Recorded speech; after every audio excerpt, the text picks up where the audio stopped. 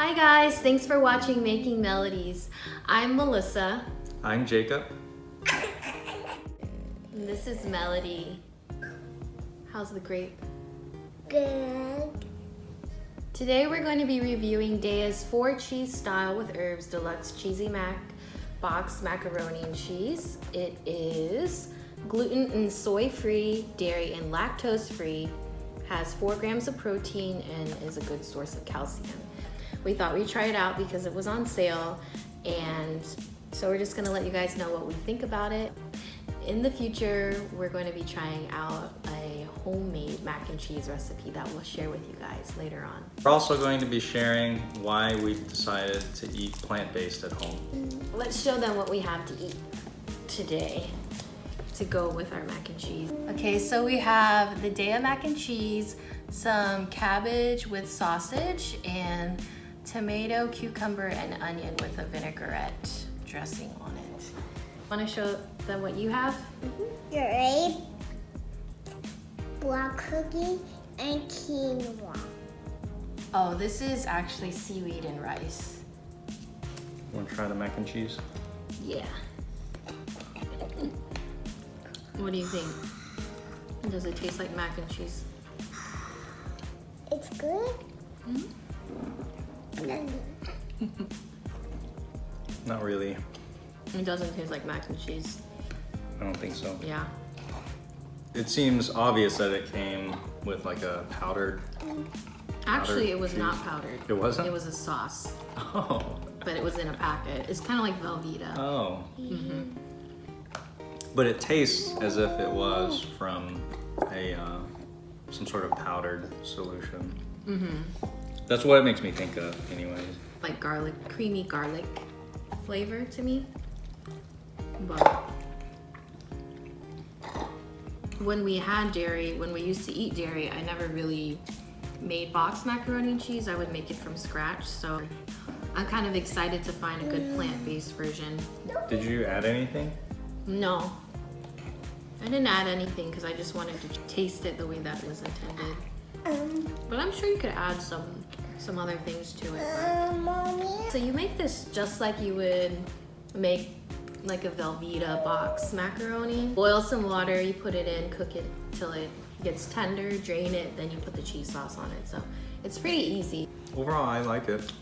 Yeah, it's not bad. I could eat this again. It just doesn't taste like, you know, traditional mac and cheese. And then also it's the 4-cheese style, so it's not like the classic cheddar cheese. It's trying to be like more fancy, so that could be why we think it tastes different than like Kraft mac and cheese. And it has the little shells, but they're tiny. Show them your pretty flower in your hair. What color is it? Red. Yeah, it is. It's so pretty, like you. Come on, eat. We also have some ABC juice that we juiced this morning. Apples, beets, carrots, and a few other things. And peach. Try some. You love beet juice. Is it yummy? Yeah. So you want to talk about kind of like what made us interested in eating more plant-based? At some point, we're monitoring my blood pressure just by going to like Publix or some of the other grocery stores and doing their blood pressure machine. The result would keep coming back as pre-hypertension. I started to get nervous about how that could affect me long term. For I think the last two years, I've been struggling with acid reflux, and It's bad.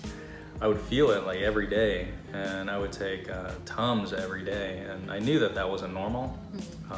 And a lot of times when I would go to the doctor, they would just say you can take Tums or try to watch your diet, but they weren't very specific. After just getting more information from documentaries from like Netflix and Amazon, and just doing our own research, we decided to make a transition to more of a plant-based diet, and just to see how it would affect our life and how we felt. That's when Melissa made a concentrated effort to just watch what we purchase and how things are prepared. Once we started eating more fruits and vegetables and cutting out a lot of the animal products that we were eating at home, Jacob's blood pressure was really great. Didn't you go to the doctor? Mm-hmm. Yeah, his blood pressure was like that of an athlete.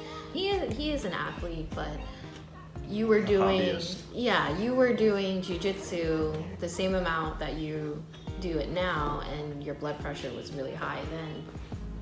I think before we went plant-based, I would always, like I said, I would always feel like that heartburn, and just my chest would feel really tight, and this would, a lot of times it would happen even when I wasn't training, but I would say probably the majority of the time that I trained, I would feel it. Probably about 90% of the time, it was pretty rough. And then after we went plant-based, I did notice that those instances started to go away. After training, I would feel great, and then I would get good sleep, and then be able to do it the very next day. So Melody has a bunch of food allergies, but the main ones that are pretty severe are her dairy allergy and her egg allergy. That kind of opened my eyes to whoa, what we put in our bodies affects us, and definitely affects Melody. So that's when I started really looking at what we were eating or what we were bringing into the home. Right before her second birthday, I actually got really sick, and for over 2 years I've been battling a rare autoimmune disease that affects my breasts. So I've pretty much been in the hospital 3 times in the last 2 years. I've had how many surgeries? I've had 4 surgeries. It all had to do with inflammation. Changing the way that we eat has helped a lot. My flare-ups aren't as severe as they were 2 years ago, and I'm able to kind of know when my body is having a bad reaction to the inflammation. I won't say that it's easy. I don't want to lie and say, oh yeah, it's super easy, because it's not easy to change the way that you've lived for 20 plus years. And we're still learning, and there's still things that we want to improve on as well.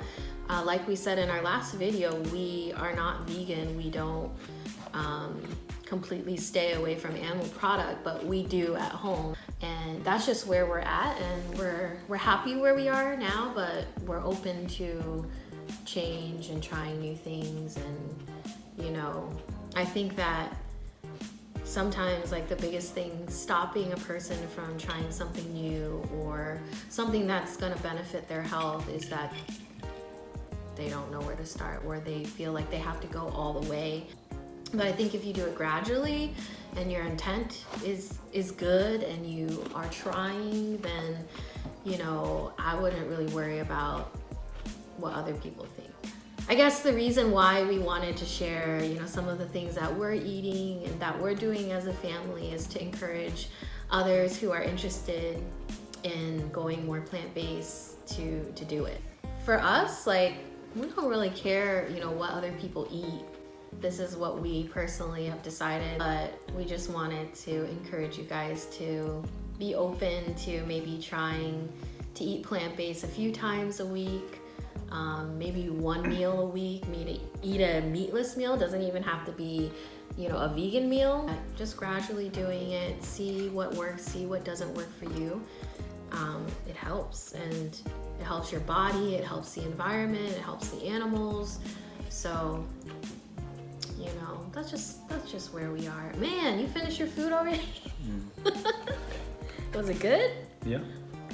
Overall, what did you think about the the Daiya mac and cheese? Overall, I think that if you're looking for a mac and cheese replacement, I think it does a decent job. Like most vegan versions of non-vegan food, you can tell a difference. but I would still eat it again. I think it is pretty tasty. I think it's okay. It reminds me of like a Velveeta box, cheese, which I mean, I used to like that in college. But I think as far as like, it doesn't really satisfy my like mac and cheese craving. So I think I would need something like heartier, and the noodles also, like for mac and cheese, I like elbows. But I think if you want something quick and you want something cheesy like, it'll do.